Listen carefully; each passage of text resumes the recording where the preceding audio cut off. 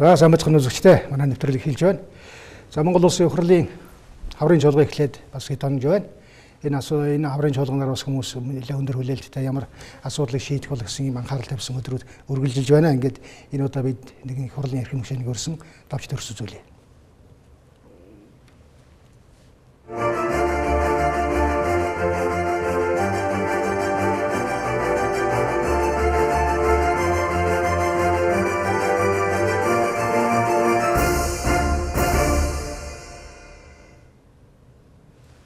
За Бадзандан гишүүний амрыг ирье. За амрыг ирье танд. Манай сте дэрсэнд баярлалаа. Бид 17-ны 10 сард ярилцлага хийжсэн. Жил гаруй хугацаа өнгөрсөн байна. Өөрөөр хэлэх юм бол одоо энэ хурлын бүрийн эрхийн хугацаа бас талдаа орох чиглэл рүү орчлоо. За хаврын чуулга эхлээ хэд хонлоо. Энэ хаврын чуулганы онцлогийг та эхлээ зүгээр гишүүнийхээ хувьд юу гэж харж байна вэ? Энэ хаврын чуулган бол сахилах хариуцлагыг сайжруулсан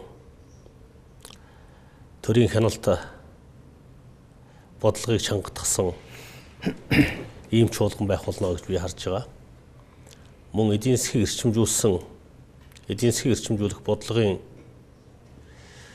чухал баримтчгуудын хуулиудыг батлан гаргасан ийм чуулган байх ёстой. Засгийн газраас орж ирж байгаа хуулиуд, хуулийн төслүүдийг бид анханасаа хэлэлцээж явж байна. Тухайлбал улсын хурлын гишүүний хариуцлагатай холбоотой улсын хурлын гишүүн ямар нэгэн гэмтрэгт холбогдсон тохиолдолд төдөлзүүлэх, эгүүлэн татах, хууль эрхцэн орчныг сайжруулах энэ чиглэлийн хуулийн төсөл өнөөдөр хэлэлцэгдэж явж байна. 17 оны засгийн газрын мөрийн хөтөлбөрийн хэрэгжилт, засгийн газрын хийсэн арга хэмжээний хэрэгжилт үр дүн, улсын төсвийн гүйцэтгэлийн үр дүнг бид бас хэлэлцэж, аудитын байгууллагын дүгнэлтүүдтэй танилцаж, зөрчилтэй дүгнэлтүүдийг хууль хяналтын байгууллага руу шилжүүлэх энэ ажлуудыг явуулж байна. Офшорын эсрэг тэмцэл, гадаадад нуусан өмч хөрөнгүүдийг Монгол оронд эргүүлэн авчрах,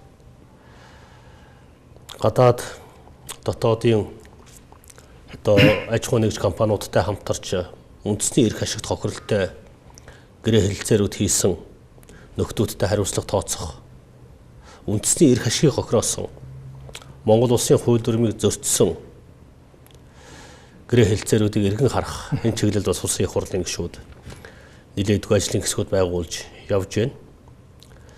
Мөнгө угаах гэмтрэгтэй тэмцэх чиглэлд бас нэлээд эрчимжиж ажиллаж байна. Мөн хууль хяналтын байгууллагуудын зарим нэг алдаа завхарлыг залруулах чиглэлийн, тухайлбал олон улсын парламентын холбооноос Санжаасрынгийн зориг агсны амнаас их өнөөсөн хэрэг нь мөрдөн шалгах явцдаа хүний эрх хэрэгчлөө болон олон улсын олон конвенцийг, пактуудыг зөрчсөн байна гэдэг дүгнэлт гарсан байгаа. Энэ дүгнэлтийг шинжилэн судалж дүгнэлт гаргах судлах ажлын хэсэг бас байгуулагдаад ажилд орлоо. Мөн төвлөрлийг сааруулах чиглэлд бас ажлын хэсэг байгуулагдлаа гэдэг хаврын чуулган ажиллаа нэлээд эрчимтэй эхэлж байна тий. За их олон ажил байгаа. Мэдээж хэрэг байнгал чуулган ажил ихтэй байдаг. Гэхдээ хамгийн түрүү та хэлж та сахилах хариуцлага гэж. Сахилах хариуцлагагүйгээр нь улс руу явахгүй шүү дээ. Тэгээд энэ сахилах хариуцлага аль шатанда байна вэ гэхээр төрийн эрх байгууллага, засгийн газрын төвшөнд, шийдвэр гаргах төвшнийхэнд байгаа нь шударга усны хүсэмжлэлээ нийцэхгүй учраас иргэд бухимдсан ийм хандлага байна уу гэж зүгээр би хувьдаа бас хараад байгаа энэ цаг хугацааны хувьд. Тэгэхээр та тэр сахилах хариуцлага дээр л жоохон төвлөрж ярихгүй. Үнэхээр болохгүй байгаа юм. Яагаад ингээл хуулиндаа өөрчлөлт оруулъя, тэрийг авч хэлцээ, ажлын хэсэг байгуулъя гэж яваад байдаг тэгж байгаа замхарчдаг энэ юм давтагдах юм шүү. Сахилах хариуцлага гэдгийг бид их өргөн хүрээнд ойлгож харах ёстой. Монголын бизнесийн орчин докторгүй, төрийн захиргааны бодлого, төрийн бодлого докторгүй байгаагийн гол уг сурвалж нь юундаа байна вэ гэж эрдэмтэн судлаачдын олон судалгаа гарсан байгаа.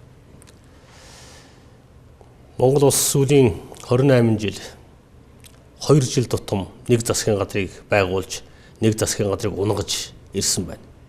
Өөрөөр хэлбэл улс төрийн докторгүй байдлаас үүдэлтэйгээр сахилах хариуцлага алдагдах, бодлогын үргэлжлэл алдагдах, төрийн бодлого сулрах бүх төвшөнд сахилга хариуцлага одоо алдагдах гэдэг ийм олон асуудлууд гарч байна гэж харж байгаа.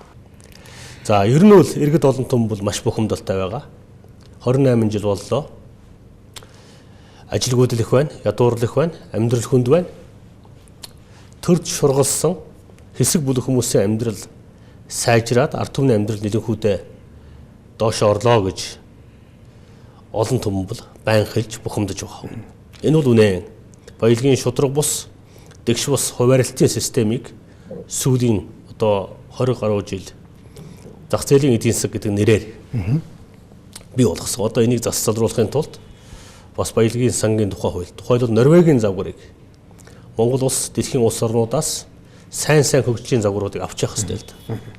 Баялагын шудраг дэгш хуваарлтын хамгийн сайн загвар бол Норвегийн загвар гэж бид харж байгаа. Тэгэхээр засгийн газар дээр Норвегийн баялагын сангийн загварыг хуульчилж оруулж ирэх бодлого гарсан байгаа, утгагүй орж ирэх байхаа гэж би харж байна. За мөн одоо улсын хурал дээр эдийн засгийн чөлөө төс байгуулах, санхүүгийн чөлөө төс байгуулах хуулийн төс боловсрогдоод явж байна.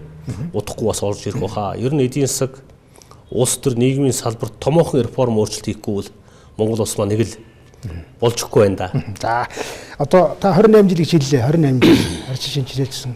Та бол 2004 оноос иргэний хөдөлгөөнийг үүсгэн байгуулж одоо энэ яг сая ярьж байгаа сэдвүүдээр асуудлыг дэвшүүлэн тавьж байсан. Иргэний нийгмийн зүгээс.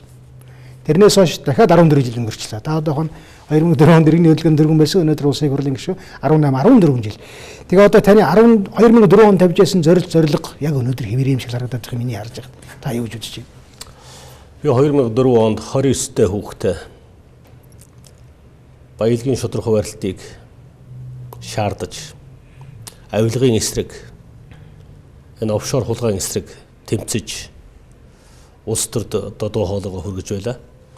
2012 онд Монгол улсын парламентод анхудаа сонгогдож Баян зүрх дүүргийг төлөөлж одоо 2 дахь удаага сонгогдоод ажиллаж байна. Иргэдийн дуу хоолойг улсын хуралд хамгийн сайнаар төлөөлөх юмсан гэж хүргэх юмсан гэж хичээж ажиллаж байна. Би хэдэн жишээ хэлье. Мэдээж миний сансан хүссэн болгон хэрэгжиж чадахгүй байгаа ч гэсэн бас хэрэгжиж байгаа хэд хэдэн сайн жишээг би бас хэлье. 2012 онд би улсын хурлын гишүүн болоод офшорын эсрэг хуулийг анхудаа өргөн барьж байлаа. 2012 он гэдэг одоогоос 6 жилийн өмнө шүү дээ. Тийм ээ. Офшорын эсрэг тэмцлийг эхлүүлж байлаа. Тухайн үед манай арчилсан нам засаг барьж байсан л да. Тухайн үед ойлгодог хүн байгаагүй. Юу яриад байгаа юм бэ гээл те? Бацандан офшор гэдэг нэг мангар юм яриад эхэллээ. Гадаадад мөнгө нуусан улс төрчид байна. Би 48 хүний нэр зарлж байсан ш тухайн үед. Тэгэхэд ойлгодгүй байсан. Одоо бол бүгд ойлгодог болсон байна. Ерөнхийлөгчөөс эхлээд улсын хурал нь хүртэл офшороос мөнгө татах тухай. Тийм ээ. Гадаадад худалдаж авсан үйл хөдлөх хөрөнгүүд болон улс төрчдийн мөнгө угаах гэмтрэхтэй тэмцэх тухай. Эрх зүйн орчноо бүрдүүлэх тухай.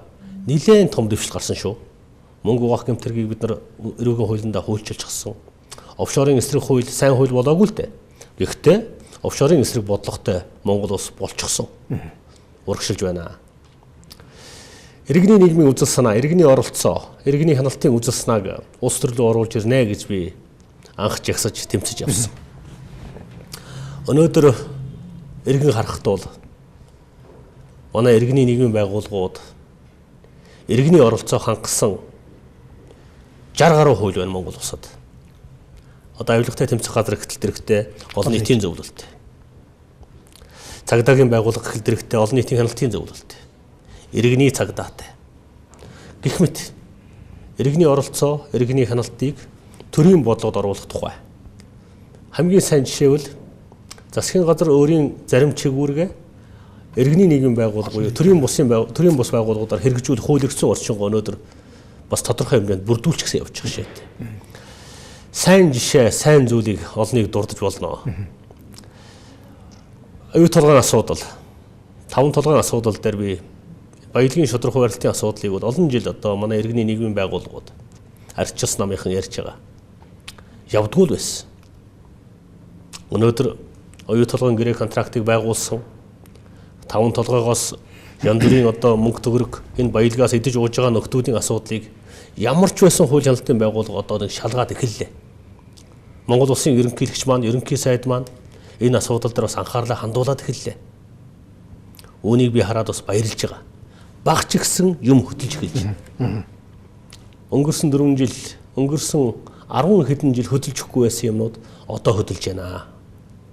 Гэхдээ энэ хөдөлгөөн нь хуурамч хөдөлгөөн биш байгаасаа үлээ гэж би залбирч байгаа. Хууль хяналтын байгууллагууд хуурамч дамби жаашиг битгий ажилласаа үлээ гэж би их болгоомжтой хандж байгаа. Гэхдээ сахилгават шударгаас хуульч ёсыг Монголд авчрахын төлөө улсын их хурлд өнөөдөр олон одоо зөв гишүүд, шударга гишүүд, зарчимтай гишүүд олноор орж ирсэн. Хүний өөрийн нам гэхгүйгээр бид хамтарч ажиллаж байгаа, хамтарч ажилланаа. Одоо намчрахдаг цаг бол биш ээ. Монголын төлөө Монголоо гэсэн сэтгэлтэй бүх хүмүүс нийлж ажилладаг цаг шүү гэж хэлмээр байна тий. Энэ үхнээс үндээд би дахиад ихний асуултыг авах гэдэг байна. Яагаад гэвэл шийдвэр гаргах төвшөнд сахилгават хариуцлага. Энэ алдсан хүн байл зөндөө байна. Баахан шуугдаг. Хариуцлага тооцдог. Таны болгоомжлж байгаа шиг баахан яриад тэгээ сүулдэ за энэ баг хэрэг биш юм байна гэдэг нөгөө туршлага хөрөнгөлүүлсэн ард юм шүү дээ. Тий. Одоо эсрэг яа тэмцэх юм бэ гэж. Манай олон хэрэг одоо аудитын байгууллага иргэд маш их гомдол өргүүлж байгаа шүү дээ. Хууль хяналтын байгууллага дээр очиод хэрэгүүд дарагдаад байна гэж. Бүр хууль хяналтын байгууллагын хүмүүс нь гэмт хэрэг үйлдээд байна гэж. Иргэдийг дарамтлаад байна, бизнесийг нь булаагаад байна гэж. Тодорхой алхмуудыг улсын хурлын гишүүд хийж байна. Хуучин бол хэдэн жилийн өмнө л энэ том дарга нарын гэмт үйлдлийн тухай хүмүүс ярихаас айдаг байсан. Одоо бол нээлттэй ярьдаг болсон. Нийтийн сонсголын тухай хууль гэж хууль батлагдсан. Тэр хуулиар хэрвээ нэг дарга буруу зүйл хийж байгаа бол, гэмт хэрэг үйлдсэн бол, тэр тухай мэдээлэл улсын хурал дээр, засгийн газар дээр ирсэн бол нээлттэй сонсгол руу оруулнаа. Тэр хүний хариуцлагын тухай ярина. За хууль хяналтын байгууллагууд өнөөдөр олон хэрэгүүдийг дарж байгаа. Би энийг мэдж байна, харж байна. Одоо түл хууль хяналтын байгууллагуудаа яаж сайжруулах юм бэ гэдэг асуудал тийм байна. Улсын их хурал дэргэдээ хянан шалгах хорог байгуулна. Яг одоо солонгосын жишгээр. Хизээ байгуулах нь одоо шинэ үндсэн хуулиар байгуулъя гэдэг санал явж байгаа. Улсын их хурал дэргэдээ хянан шалгах хороотой тэр хянан шалгахаараа төрийн өндөр албан тушаалтнуудын хууль бус үйлдэлийг шууд шалгадаг хороо болно. Одоо солонгос орн бол ерөнхийлөгч хүртэл барьж яваад ял өгөөж явуулж чадж штэ. Тэр нь парламентын дэргэдэх мөрдөн шалгах эрхүй байгууллагын одоо хүч тэнд байгаа юм. Хянан шалгах хороо прокурорыг шалгана. Хянан шалгах хороо шүүхийг шалгана. Өнөөдрийн манай тогтолцоо бол прокурор өөрийнхөө л шалгадаг тогтолцоотой. Шүүхөөр өөрийгөө шалгадаг. Шүүх алдаа гарах, шүүгч алдаа гаргахад тэгээд шүүхийн дэргэд байдаг нэг ёс зүйн хороогоор ороод алгуулдаг. Тэгээд нэг шүүгч хамгаалаад үлддэг. Прокурор алдаа гаргалаа прокурорын дэргэдэх ёс зүйн хороо мэргэжлийн хороо шийдвэр гаргадаг. Прокуророо өмөрдөг. Цагдаа алдаа гаргалаа цагдаагийн дэргэдэх нэг ёс зүйн хороогоор ороод дарагдаад дуусдаг. Өөрөөр хэлбэл хууль хяналтын байгууллага нь одоо хууль бус юм руу хутгалдаг болсон.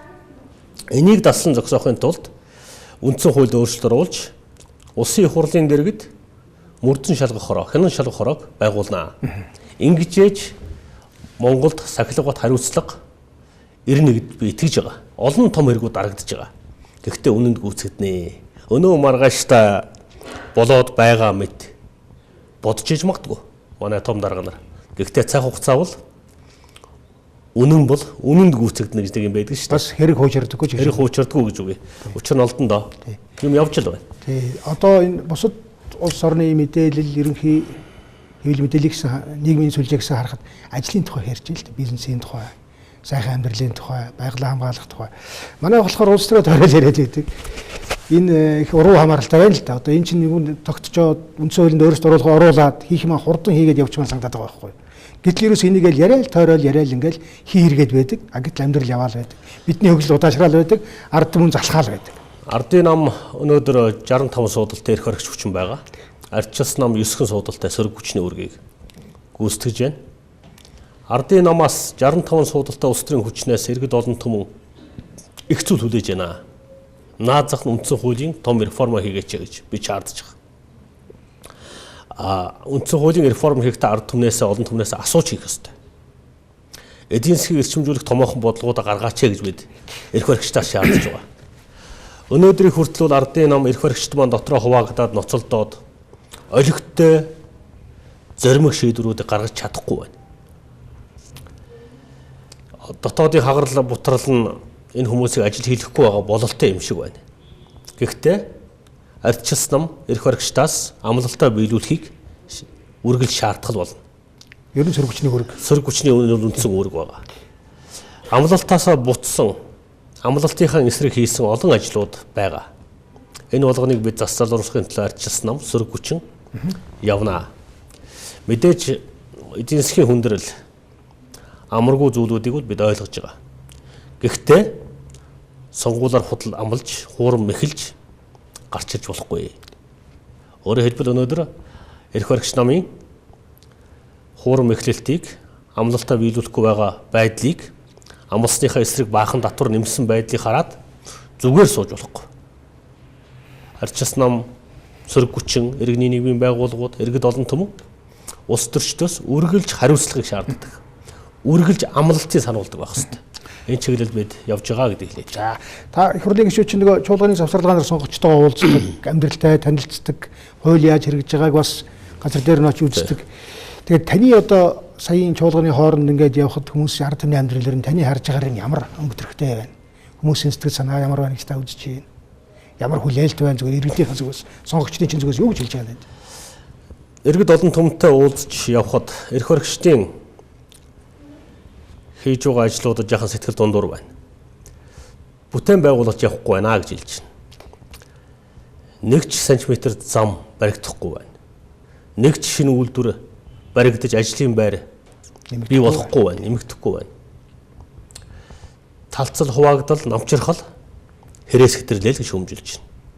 Татвар нэмэгдсэнд иргэд олон том маш бухимдалтай байгаа. Монгол улсын засгийн газар гадаадын байгууллага олон улсын сан нэртэй гадны байгууллагын үгээр дэндүү их явж байна. Бие даасан бодлого байхгүй байна гэж иргэд олон түмэн шүүмжилж байгаа. Энэ болгоныг бид улсын хурал дээр хэлж эрх баригчдын сонорт хүргэж байгаа. Миний хувьд Улаанбаатар хотын Баянзүрх дүүргээ сонгогдсон гишүүн байгаа. Одоо жижиг тойргоор сонгогдсон учраас Баянзүрх дүүрэг маань 6 жижиг тойрог хуваагдаж байгаа. Энх хоёр гишүүн, оюун хорол гишүүн, одоо сараа гишүүн, гэл Бацандан гэдэг ийм 6 хүн жавхлан гишүүн. Уляастайг бол одоо жавхлан гишүүн хариуцж ах шийдэ. Тэгэд өөрийнхөө тойрогт бид ажиллаж байгаа. Энэ жил ихэд Баянзүрхт өөрийнхөө хариуцсан тойрог дээр ямар ч байсан одоо 55 дугаар сургуулийнхаа өргөтгөлийн асуудлыг бас хийж эхлүүлж байна. 12 дугаар хороон дээр шинэ эмнэлэг, шинэ сургуулийн 640 хүүхдийн шинэ сургууль эхлүүлж байна. Манай ахмадын өргөө барьж өгөөч гэж санал тавьдаг. 2 одоо ахмадын өргөө Баянзүрх дүүргийн одоо манай тойрог дээр баригдаж байна. Гэх мэт бүтээн байгуулалтын ажлууд бас нэлээд өрнөж байна. Гэхдээ энэ засгийн газраас бид ажлын байрыг шаардж байгаа. Барилга байшин, хүүхдийн сургууль цэцэрлэг мэдээж барилгүй яах вэ? Барих ёстой. Гэхдээ ажлын байр бол нэг номерын асуудал. Ажилгүйдлийг бид шийдчихэж нийгмийн олон асуудлыг шийдэх ёстой, шийдэгддэг. Тэн чиглэл рүү бас явнаа гэж хэлээ. Бүгд найрамдах Солонгос улсад ажиллах хүч гарах тухай нэг дугаар авдаг газар байт юм байна. Тэрнийхээ тог 5-6-аар нэмэгдүүлэх бол ачаалал даахгүй байна гэд Солонгосын элчин сайд януус тендерлаар ажиллаж байгаа юм л л. Өөрөөр хэлэх юм бол нөгөө Солонгосч ажиллах гэсэн хүмүүсийн очер дугаар дийлдэхэ болсон гинэ. Одоо зарим сошиалар үтж байгаа бол очер дугаараа зардаг болсон. 100 мянган төгрөгөөр очер авдаг болсон. Тэгээд тэр нь өдрөшнгөө очрлдог. Тэгэхээр Монгол улсын одоо нэг гайхамшигтай сонирхолтой төр зураг байгуул Монголд бол их ажил байгаад байдаг. Ажлыг хүн байгаад байдаг. Тэгээ одоо гадагшаа гараа гэдэг ингээд очрлоо тэр хүмүүс явуулах очер бүртгэдэг нь ажлын байр болоод байна шүү дээ.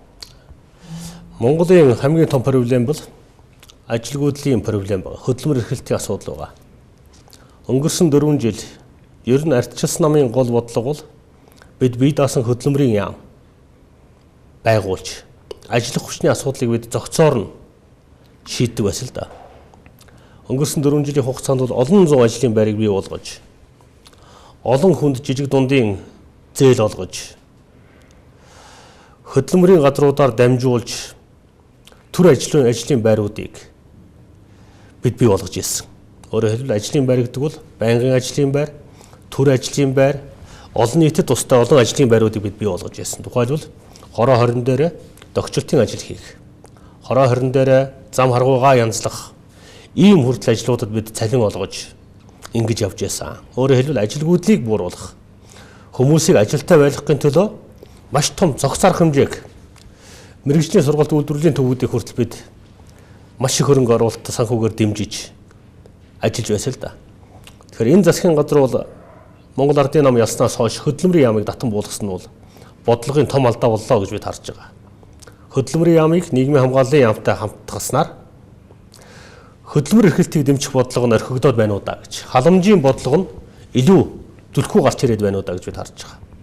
Халамжийн хөрөнгө оруулалтыг, халамжийн төсвийг 3 дахин нэмэгдүүлсэн байгаа. А хөдөлмөр эрхлэлтийн бодлогоо бол хоошоо тавьчихсан явж байна. Тэгээ том сая дарга нартай нь уулзгаар Солонгост хүмүүсийг явуулж ажилуулна, энтгэг рүү гарган чиг шиг иймэрхүү юм яриад байгаа. Ардчилсан намын бүлэг энэ асуудалд нэлээд шүүмжлэлтэй хандаж ажил хүчний бодлогоо нэн тэргуунд гаргаж тавиач гэдэг шаардлагыг хөргүүлж байгаа тийм. За та тэр хэлээ одоо Баян зүрх дөрөв 6 ашигтай гэж тийм ээ. 6 тойргоос сонгогдсон шүү дээ, жижиг тойргоос. Энийний сул талыг та ер нь яаж бодож байна? Би бодохдоо одоо таны таавал сайн гişүн байна л да.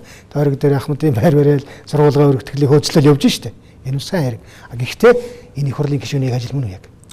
За ер нь их хурлын гишүүний ажил бол хууль батлах, хуулийн баталсан хуулийнхаа хэрэгжилтэнд хяналт тавих, улсын төсвөөс өөрийн тойрог дүүрэг, улс орны хэмжээний хөрөнгө оруулалтын асуудлыг шийдэх. Энэ бол бас нийт ард түмний эрх ашигыг төлөөлж байгаа учраас явхаас өөр аргагүй л дээ. Би улсын их хурлын гишүүн учраас эмнэлэг сургуулийн асуудал надад хамаагүй гэдээ орхиж болохгүй тийм. Тэр ойлгомжтой. Манай Баян зүрх дүүрэг бол маш том дүүрэг учраас эмнэлэг хэрэгтэй байгаа. Одоо бид Японы хөрөнгө оруулалтаар шинэ эмнэлгээ энэ 9-10 сар ихэд ашиглалтанд оруулж байна. Ахаад Ахмадын эмнэлэг, хүүхдийн эмнэлэг барихаар би хөөцөлдөж явж байна. Уг нь бол энэ ажил засгийн газрын хийх ёстой ажил. Би тэгж л асуух гэдэг. Засгийн газар маань хийх ёстой ажлуудаа мартчихад байна. Хөрөнгө оруулалтыг хөдөө орнот руу цацаад байна. Тэгээ 330 сум руу цацаад байна. Хөдөөнөө сонгогдсон гишүүд рүүгээ хөрөнгө оруулалтаа явуулаад байна. Би Улаанбаатар хотын гишүүн. Монгол улсын хамгийн том дүүргийг төлөөлж байгаа улсын их хурлын гишүүний хувьд би энийг ярихаасаар арга байхгүй. Тийм болж байна. Одоо манай Баян зүрх дүүрэг 11-р хороонд гэхэд 4 жилийн өмнө эхэлсэн сургууль өнөөдөр баригдаагүй зогсож байна. Спортын зал баригдаагүй зогсож байна. Мөнгө төгрөгийг тавьж өгсөн боловч аж ахуй нэгж компаниуд дутуу бариад хайчихсан байна. Энэ болгоныг одоо богино хугацаанд гүйцэтгэлд оруулж ашиглалтанд оруулахгүй бол олон зуун хүүхэд нэг ангид одоо 40 гаруй 45 50 хүүхэдтэй хүртэл анги байна шүү дээ. Энэ болгоныг одоо шийдэхийн тулд шийдвэрлэхийн тулд улсын их хурлын гишүүн орхоосоор арга байхгүй. Би бол ер нь одоо хороо хорныхаа ажил руу хүртэл заримдаа давхад ордог. Манай 11-р хорооны туул зөвлөг гэж газар байдаг.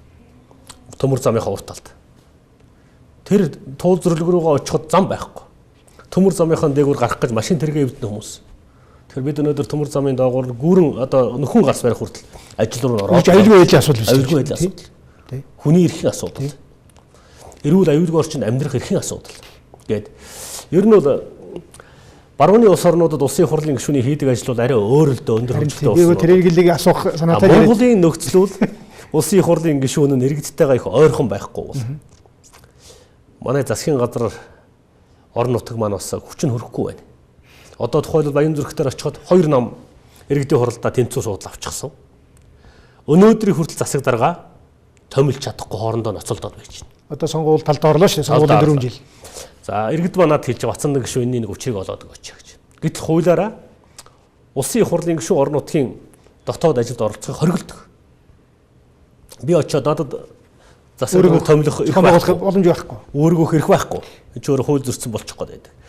А гэхдээ нийслэлийн засаг дарга засгийн газартай яриад Баян зүрхийнхаа нэг дүүргийнхаа жухал хөрөнгө оруулалтын асуудлуудыг бас засгийн газрын төвшөнд улсын төсвийн төвшөнд шийдээд бас урагшилж байгаа гэдгийг дуулгая тий. За баярлалаа. Энэ юуны Баян зүрх дүүрэг гэснээс энэ Баян зүрх дүүргийн ардчилсан нам дээр бас нэг долоонтой асуудал яваад байх юм. Тэгэл ер нь хүмүүс ерөөс ойлгохгүй юу болоод байгаа юм. Ардчилсан ном 1 жилийн өмнөөс эхлээд намын шинжилгээний бодлого гаргасан байгаа. Хуучин ардчилсан ном маань 30 бие даасан намын нийлмэл байсан. Өөрөөр хэлбэл хэвтэй тогтолцоотой ном байсан. Шин дүрмээр ардчилсан ном хагас босоо тогтолцоотой ном босолдоо. Өөрөөр хэлбэл аймаг дүүргийн намын удирдлагуудыг томилоход төв номоос оролцдог. Олон фракцийн хуваагдал дотоод зодооныг одоо хүндэрсэн тохиолдолд төв ном орж зохицуулдаг ийм одоо дүрмтэй болж бид нар өөрчлөгдсөн байгаа. Тэгэхээр зарим орон нутгийн намууд маань шин дүрмдээ, шин соёлдоо жаахан дасч өгөхгүй байх шиг байна. Би тэгж харж байгаа. Хуучин дүрм бол хуучин соёлыг бий болгосон байсан. Одоо шин дүрм бол намын шин соёлыг бий болгож байгаа маа. Тэгэхээр би намынхаа нөхдүүдэд шин дүрмдээ, шин соёлдоо хурдан дасан зохицож шин дүрмээ ажилуулаач гэж би одоо хэлмээр байна. Түүнээс бас ардчилсан ном гэдэг том айлын гишүүдийг сайн муу гэж хэлж болохгүй л дээ. Олон янзын ургалч үзэл бодол байгаа. Мэдээж маргаан мэтгэлцэн зөрчил байна. Энэ бүхнийг дүрмийн хүрээнд, шин дүрмийнхээ хүрээнд шийдвэрлээд урагшлах бүрэн боломжтой гэж харж байгаа. Би ч одоо 2 жилийн өмнө намаасаа хөөгдсөн хүн шүү дээ. Ардчилсан намын Баян Зүрх дүүргийн намын хорооноосоо хөөгдсөн хүн. Гэхдээ саяын дотоод сонгуулиар намынхаа хорооны гишүүн болж сонгогдсон орсон гэдгийг бас танд хэлье. За шин соёл. За энэ түрүү одоо та бүх зүйлийг их том юм дээр хавьж тавьсан нэг ирээдүйн одоо юу гэдэм бэ? Том ихтгэл найдварл үндсэн хуулийн шинжилгээ асуудал байна. Үндсэн хуульд зайлшгүй хийх ёстой өөрчлөлтүүдийг яаралтай хийх гэдэг дээр. Тэгэхээр энэ хаврын чуулган хийж амжих болов. Үндсэн хуульд нэмэлт өөрчлөлт оруулах ажлын хэсэг байгуулагдаад ажиллаж байна. Лүндэ Жонцсон гишүүн ахалж байгаа. Ардчилсан намаас Эрдэнэбат, Болд, Бацаандан гэсэн 3 гишүүн ажиллаж байна. Үндсэн хуульд нэмэлт өөрчлөлт оруулах төсөл бэлэн болсон байгаа. Энэ төслийг ард нийтээр хэлэлцүүлэх шаардлагатай. Ард иргэд маань үндсэн хуульд нэмэлт өөрчлөлт оруулах цаг нь болсон гэж үзвэл одоо оруулах шаардлагатай гэж би харж байгаа. Ер нь бол цаг нь болсон гэж би хувьдаа үздэг юм аа. Зарим хүмүүс хэлдэгтэй нэг нам ийм олонх байхад өөрчилж болохгүй гэж. Би тэр хүмүүс нэг л зүйлийг хэлдэг. 2 нам тэнцүү байхад бол бүр болдгүй юм билий. Бүх намууд өөрөөрийнхөө 20% суудалтай байхад үндсэн хуулийн өөрчлөлт ерөөсөө явдаггүй юм билий. Гэхдээ ардын намын 65 суудалтай ардын намд 100% найдаж үндсэн хуулийн өөрчлөлтийг явуулах болохгүй. Ардын нам өөртөө ашигтай өөрчлөлтийг бас хийж болохгүй. Монголын энэ ард түмний үндэсний эрх ашигт нийцсэн язгуур эрх ашигыг бэхжүүлсэн, хамгаалсан тийм өөрчлөлтөл Монгол улсын үндсэн хуульд орох ёстой гэдэг байр суурьтай байгаа. Монгол улсын ерөнхийлөгч бас энэ асуудал дээр маш нухацтай анхааралтай ажиглаж харж бас ажлын хэсэгт нь тодорхой хуульчдыг томилж оруулж ажилуулахаар байгаа. Та цаг хугацааны үед хариулт хэлсэнгүй энэ хавар амжих болов гэж. Жолгоноор хаврын жолгоноор амжаасаа хүлээл гэж би хүсэж байна. Эрх баригчны докторгүй байдлыг үүсгэдэг явдлыг үндсэн хуулийн өөрчлөлтөөр бид халах ёстой. 2 дугаар амин сүнсүүл үндсэн хуульд эдийн засгийн суурь зарчмуудаа тусгаж өгөх ёстой. Тухайлбал одоо төсвийн алдагдал дээд тал нь ийм хувьтай байж болно. Өрийн хэмжээ дээд тал нь ийм л хэмжээнд байна. Үндсэн хуулинд. Үндсэн хуулинд. Өөрөөр хэлбэл үндсэн хуулийн эдийн засаг гэдэг ойлголтууд байдаг. Бидний одоо ийм одоо стратегийн салбарууд зөвхөн төрийн өмчөд байна. Одоо бид чинь бүх юма хувьд өгдөг, гадныханд худалдаг улс орн боллоо шүү дээ. Энэ том стратегийн байгалийн баялагын ордуудаас иргэд олон түмэн тийм хэмжээний хувьцаа эзэмших ёстой. Монголын ард түмэн хувь хүртэх ёстой. Өөрөөр хэлбэл эдийн засаг, үндсэн хуулийн эдийн засаг гэдэг ойлголтыг бүлгийг бид хийж өгчээж үндэсний эрх шиг хамгаална.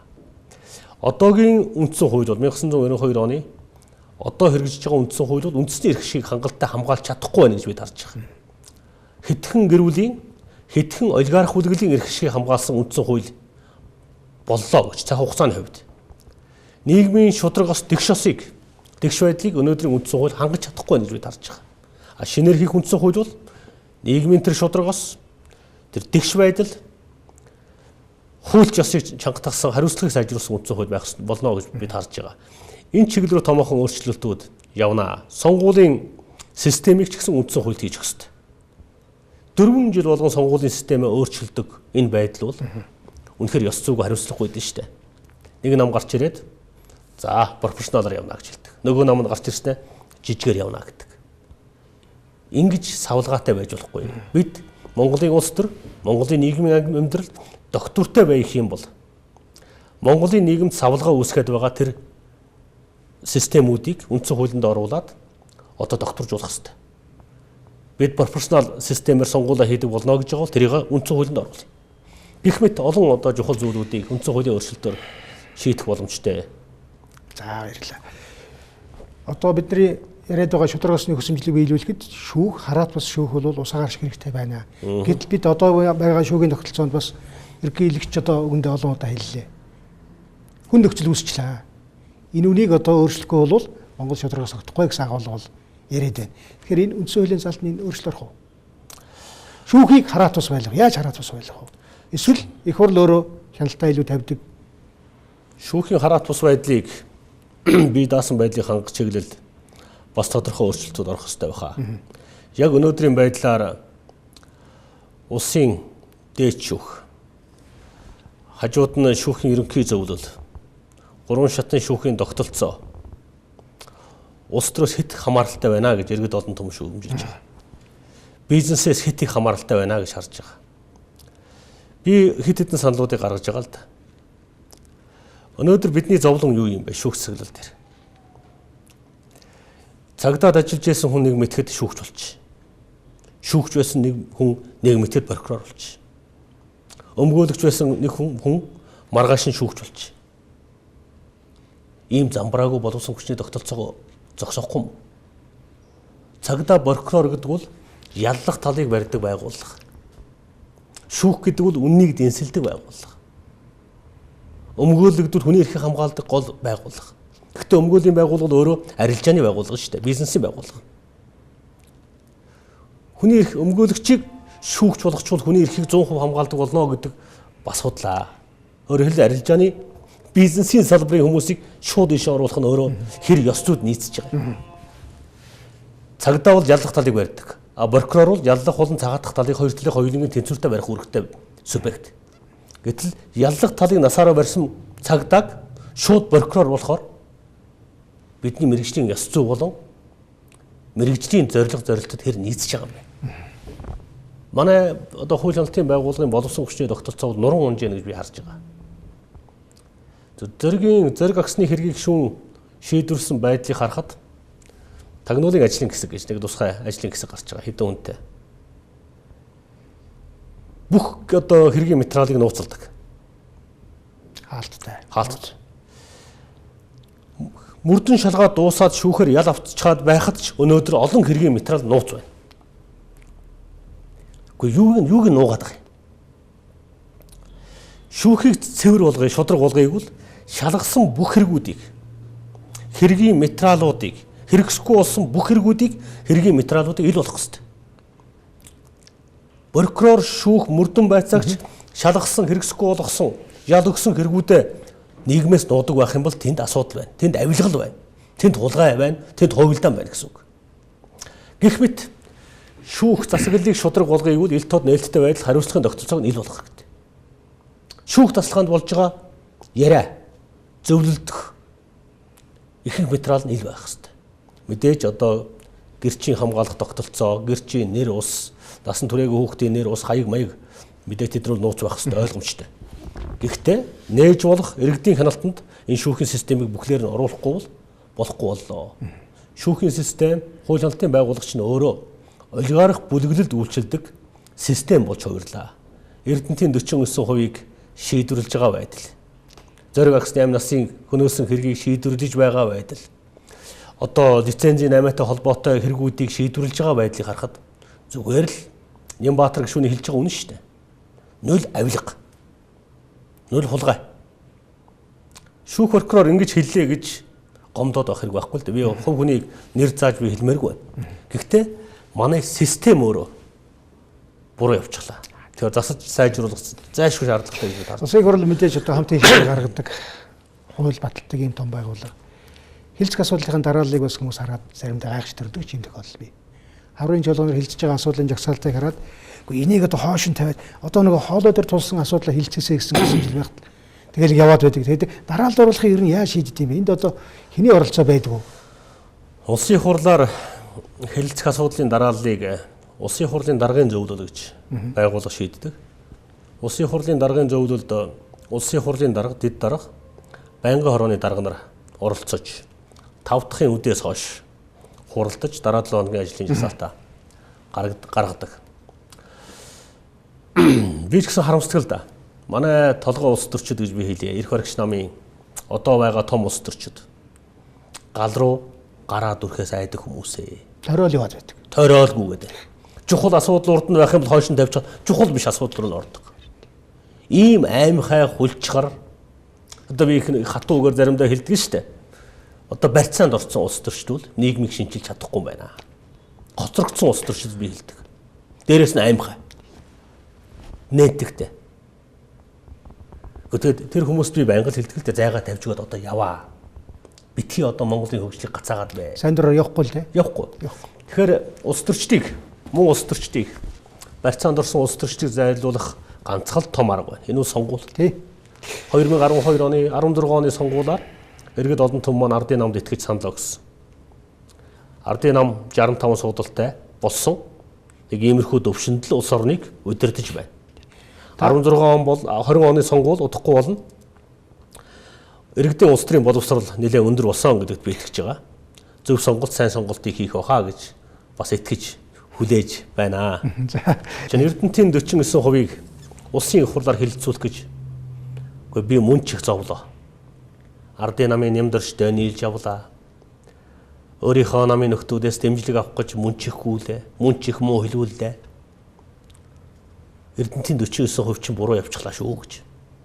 Тэгэд их хурлын нэг тогтоол гаргалаа, сая зэцгийн шийдвэр гаргалаа. Гэхдээ мөн их одоо тойрч зүгтаж гүйж байгааг нь хараад би их гайхдаг шүү дээ. Юунаас айгаад байд. Үнний төлөө явах гэж байгаа хүн бол их эр зөрөгтэй байх хэрэгтэй л дээ. Өөрийгөө зольдог байх хэрэгтэй. Манай энэ их хуралд байгаа энэ нөхдүүд бол их аймхай хулчар хүмүүс байдаг. Гэхдээ сүүлийн үед гайгүй болж байна. Монгол ардын нүд болсон гэдэн сайн болж байна тий. Одоо манай оюун тий. Аюур Сүхбат тэргээр одоо нөгөө Нямбаяр тэргээр хаштайхан зөв зарчимтай залуучууд бас гарч ирж байна. Би их баярлж байгаа. Арчилсан номд ч гэсэн одоо шинэ залуу үеийн их сайхан төлөвшөж гарч ирж байна. Ер нь залуучууд, шинэ хүмүүс, барьцаанд ороогүй хүмүүс одоо их орончууд нэгдэж нийлэх цаг болсоо. Одоо юунаасаа айгаад, юунаасаа бэргээд байгаа юм бэ? Тийм ээ? Одоо нийгэм бол шудраг осыг хүсэж байна. Нийгэм бол эрс шинчилийг хүсэж байна шүү дээ. Эрх ашигынхаа эрен бийг зөв тогтоож чаддаг их хуралтай байна гэдэг бол одоо их гэж баялаг. Одоо улсын хурлын 76-ыг чинь барьцаанд авчгаад нэг асуудал оруулаад тавина. Нэг том над руу ярьсан хүн маргааш нь өөр гишүүн рүү ярьсан байхыг би мэддэг. Өөрөөр хэлбэл Монгол төрийг барьцаалах гэж оролддог байхгүй юу? Гишүүнээ та наадхандаа битгий оролцоорой. Тэр гишүүнтэй битгий нийлээрэй гэж ярина шүү дээ бүр. Гэхдээ ямар ёс суртахуун гэж юм байт юм бэ? Энэ бол тухайн хэлэлцэж байгаа асуудал дээр. Бүр тухайн хэлэлцэж байгаа асуудал. Би болохоор бас жоохон томруулаад ямар асуудлыг хэлэлцүүлэхгүй байх гэж тийм асуудал ордог бол гэж яагаад байгаа байхгүй юу? Хэлэлцүүлэхгүй байхын төлөө ч явуулаад байдаг тийм. Олон юм болдог л юм шиг байна. Одоо миний хувьд бол арай өөр стилийн улс төрч. Өчигдөр намайг шүүмжлээд Бацандан стайл гэж нэг юм бичсэн байна лээ. Энэ шүүхийн ерөнхий зөвлөл хавьяас бичүүлсэн юм байна гэж би ойлгосон. Үннийг хэлхийг одоо сүүлийн үед их муухай гэж ойлгуулах гэж оролддог байж. Улсын их хурлд сонгогдсон гишүүн бол үнний төлөө л явах гэж ард түмний нийтлэг эрхшлийн төлөө тэмцэх гэж сонгогддог юм аа. Түүнээс бас нэг даргад ч гэдэг юм уу, нэг прокурор ч гэдэг юм уу, нэг шүүгчд таалагдах гэж сонгогддог юм аа. Тийм л байх шүү дээ. Сонгогддоггүй. Тэгээ манай энэ хуучны соёл байна. Одоо 90 оноос хойш ийм замбраагүй нийгэмд амьдэрсэн. Авилга албан тушаалын 8 хийгээд сурчсан энэ нэг бүлэг этгээдүүд байна. Шин соёл, шин салхи ороод ирэхээр сандраад байр суурь алдчихгүй гэж сандарч байгаа. Одоо би тэр хүмүүст хэлж байгаа би та нарыг уучлъя. 90 оноос үндсэндээ одоо өнөөдрийн хүртэл маш замбраагүй нийгэм байсныг ойлгож байна. Тэр үеийн хууль дүрмгүй байсныг ойлгож байна. Гэхдээ өнөөдрөөс хойш бид эрүүл нийгэм рүүгээ явъя л да. Нийгэм өөрчлөе л дөө. Үр хүүхэд аж ахуйч нартай ийм заваа нийгмийг үлдээж болохгүй шүү дээ. Манай одоо ах нар, манай энэ одоо өмнөх үеийн прокурор, цагдаа, шүүх, ахмад улс төрчид ойлгох хэрэгтэй шүү дээ. Бид мөнх юм уу? Хэдэн жил амьдрна гэж энэ заваан нийгэмтэйгээ нийгмийнхаа системийг хамгаалж суух хэрэгтэй. Гэж л одоо гишүүн нь дүү хүн бол одоо байнга хэлж байгаа, байнга тэмцэж байгаа. Тэгээд Бацандангийн тэмцлийг зогсоох гэж олон янзаар оролддог юм. Гэхдээ чадахгүй. Амь насанд халдна гэж олон удаа намайг одоо айлах гэж эрлэг рүү явъя л гэдгийг зарим нь оронд чинь ухнал гэдгийг чадахгүй. Үнэхээр Монголын ард түмний тэр хүч, Монголын ард түмний тэр хайр, Монголын ард түмний тэр хамгаалал гэдэг бол юунаас илүү хүчтэй. Ард түмнийхээ талд байгаа улс төрчийг, ард түмтэйгээ хамтаага улс төрчийг юу ч дийлдэг юм аа. Тэ. За ингээд бид нэр ярилцах цаг өндөрлж байна. Эцэст нь би зөвхөн нэг зүйлийг одоо сонирхож гэдэг юм асуухад та түрүүн Бацандан салгаа хэлжлээ шүү дээ. Энэ манай хэвлэл мэдээллийн орчин, нийгмийн одоо энэ олон нийтийн сүлжээ бол үнэхээр хүмүүс хэрэгчлээ олгож байгаа сайн хэрэг. Гэхдээ энд бас бодууштай зүйл байх. Та зөв өөрөө хэрэглэгчийн үед энэ олон нийтийн сүлжээний манай харьцаа одоо ялангуяа хүмүүс ахиалгаар нэг хүнийг юм бичиж коммент бичдэг гэсэн ийм зүйл сонсогдоод байх энэ танд мэдрэгддэг үү? Альва юмд сайн тал, сөрөг тал гэж байгаа. Twitter, Facebook олон нийтийн сүлжээ үйл Монголын нийгэм дэлхийд даяараа шинэ үзэгдэл. Digital literacy гэж нэрлэдэг байгаа. Одоо дижитал орчны олон нийтийн сүлжээнд залуучуудыг шинэ үеийг сургах, боловсрол олгох гэдэг асуудал байна. Бид шинэ нийгэм рүү, шинэ орчин руу, шинэ технологи руу орж байгаа. Ямар ч боловсрол байхгүйгээр. Зүгээр л одоо зөв сургалттай, системтэй боловсролтой хүн бол шинэ орчинд маш зөв явна. Боловсроогүй хүн, сургалтанд хамрагдаагүй хүн бол шинэ орчинд технологийн шинэ орчин дотор хэрэглээнийхээ боол нь болж байгаа юм. Тэгэхээр хүмүүсийг буруутгах хэрэггүй. Бид өөрчлөгдөж байгаа энэ нийгэмдээ орчиндоо дасан зохицохын тулд Монголын төр ямар бодлого гаргаж байгаа. Ямар ч бодлого гаргаагүй гэж хүмүүсийг инглээ тэглээ гэж буруутгах хэрэггүй л дээ. Би олон нийтийн сүлжээг бол Монголын нийгэмд маш сайн зүйлийг авчирч байна гэж харж байгаа. Улс төрийн хяналтанд оруулж байна. Улс төрчдийн алдаа нооттой үйлдэл болгоныг ил болгож зарлж чадчихэв. Хуучин одоо би 2004 оноос 2008 оны хооронд олон 10 жагсаал зохион байгуулж ирсэн. Тэр үед бол олон нийтийн сүлжээ байгаагүй л дээ, Twitter, Facebook гэж. Одоо жагсаал хийх шаардлагагүй болчихлоо. Олон нийтийн сүлжээнд өдөр болгон жагсаал болж байна. Эрх баригчдын бузар булайг өдөр болгон иргэд олон түмэн ил болгож өгч байна. Одоо хууль хяналтын байгууллага төр ажиллаа хийх хэрэгтэй. Иргэд өдөр болгон ажил хийж шүү. Одоо улс төрчид нь ажиллаа хийх хэрэгтэй. Би үл ингэж хэлмээр байна. Олон нийтийн сүлжээ хязгаарлалт тухай янз бүрийн яриа, санал эрх баригч намаас сүүлийн үед гараад байгаа. Би үл дэмжихгүй. Монголд эрх чөлөө хэрэгтэй. Эрх чөлөө ихтнэ гэж баг байдгүй юм да. Харин эрх чөлөөний дайснууд олдно л гэж байдаг. Эрх чөлөөг хязгаарлах гэж оролддог эрх чөлөөний дайснууд бол ихэнхдээ эрхэмдэлтэй хүмүүс байдаг. Монгол сүүлийн 28хан жил дөнгөж эрх чөлөөний салхиар амьсгалж эхэлж байна. Эрх чөлөөт нийгэмдээ дөнгөж суралцж байгаа ард түмэн шүү дээ. Хэтийцэн эрх чөлөө мөлөө гэдэг ойлголт байхгүй. Сүүлчийн асуултыг түрүү асуусан. Гэхдээ одоо чуулганаар тань хавар өөрийн санаачны төсөл. Өнөөдөр энэ удаагийн чуулганаар би хуулийн хэрэгжилтэн дээр онцгой анхаарч ажиллая гэж бодож байна. Монгол улс 500 гаруй хууль. За тогтоолуудтайгаа нийлэх юм бол 800 гаруй хууль эрх зүйн актууд байна. Маш олон хуулиудыг бид нар өдөр болгон баталж байна. Яаж хэрэгжиж байгаа нь? Хууль хэрэгжихгүй байна. Хууль хэрэгжихгүй байна. Зарим хуулиуд нь бүр амьдрал дээр буруу хэрэгжиж байна. Нуглаа гарч байна. Одоо хуулийн хэрэгжилтэн дээр анхаарах цаг болсон гэж биелээд байгаа. Захиргааны ерөнхий хуулийг батлан гаргалаа.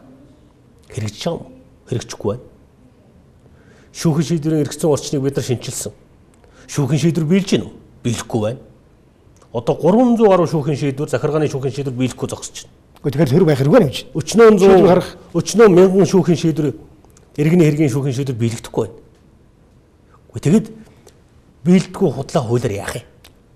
Тэгэхээр өнөөдөр улсын их хурлын одоо гол анхаарлаа төвлөрөх ажил бол баталсан хуулийнхаа хэрэгжилтэн дээр анхаарал хандуулах нь чухал болж байна. Тэр хэрэгжихгүй байгаа хуулиудаа сайжруулах, хөрсөн дээрээ буулгах, нийцүүлэх шаардлага байна. Америкасны хулгай хийж авчираад хуулаад Монголд батлаа гаргаж чаддаг. Монголын хөрсөнд нийцэхгүй шүү дээ. Ингэж болд юм уу? Одоо амьдралтай хуулиудыг батлая. Эх орныхоо хөрсөнд ургах ногоог тарья. Гаднаас өчнөө нин шаардлагатай гэнэ. Ингэж явахгүй болохгүй байна гэж хэлж байгаа. Энэ хаврын чуулган бол олон ажлын хэсгийг байгуулж хуулийн хэрэгжилтийг хангаж ажиллах чуулган байх болно гэж би харж байгаа. Одоогийн байдлаар миний үе 3 ажлын хэсэгт ороод ажиллаж байна. Төвлөрлийг бууруулах ажлын хэсэг гэж. Улаанбаатар хотын гишүүний хувьд за энэ маш чухал асуудал. Төвлөрлийг тулгымсан яг тулгымсан асуудал шүү. Баянзүрх, Сонгон хайрхан гэдэг энэ хоёр том дүүргийг одоо хуваах шаардлагатай гэж би харж байгаа. Засаг захиргааны хувьд 300 хүнтэй Баянзүрх дүүргийн тамгын газар 330 мянган хүнд үйлчилж чадахгүй байна. Боломжгүй. Энд одоо баг 5 аймаг, 6 аймгийн хүмүүс тэгэл яг одоо Чингэлтэй дүүрэг гэхэд 50-60 мянган хүнтэй шүү дээ. Баянзүрхээс 4-5 дахин бага шүү дээ. Сонгон хайрхан жалгаагүй хүн ам ихтэй. Тэгэхээр одоо энэ төвлөрлийг бууруулах бодлого хий. Баянзүрх, Сонгон хайрхан дүүргийн нэг хороо ойролцоогоор 20 мянган хүнтэй. Нэг аймгийн төвтэй тэнцүү байхгүй юу? Хороо нь өөрөө төсөвгүй. Мөнгөгүй.